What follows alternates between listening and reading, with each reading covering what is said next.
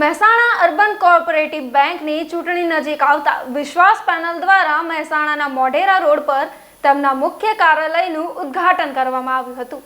આ ઉપરાંત વિસનગર અને વિજાપુર સહિત અન્ય સ્થળોએ પણ પેનલના કાર્યાલયો શરૂ કરવામાં આવ્યા છે।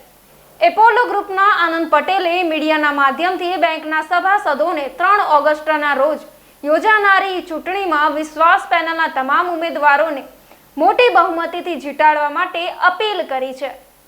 આ જનમેદની છે એ સભ્યોનો જે ઉભરો છે આ બેંકમાં જે ખોટું થઈ રહ્યું છે એને ધ્યાનમાં રાખી આ સભાસદો પરિવર્તન લાવવા માગે છે અને એની સ્પષ્ટતા દેખાય છે। અત્યારે આ રોડ ઉપર એક સભા થઈ હતી છતાં પણ આજે તમે સંખ્યા જુઓ કેટલો લોકોનો ઉત્સાહ છે।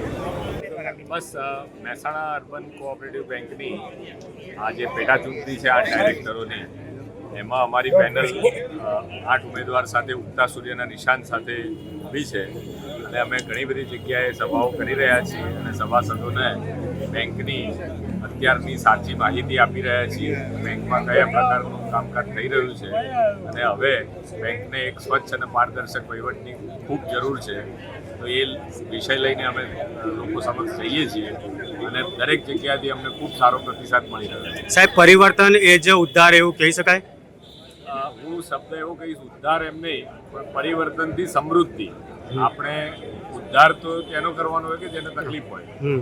બેંક પોતે એક જમાનામાં પૂરી સદ્ધર હતી, છેલ્લા થોડાક વર્ષોમાં એમાં થોડીક હાલત કથળી ગઈ છે, પણ હજી સમય છે કે આપણે બેંકને સુધારી સારા પાટે ચડાવી અને ફરીથી પ્રગતિથી સમૃદ્ધિ તરફ લઈ જઈએ। શું કહેશો એક અપીલ જે સભાસદો છે એમને?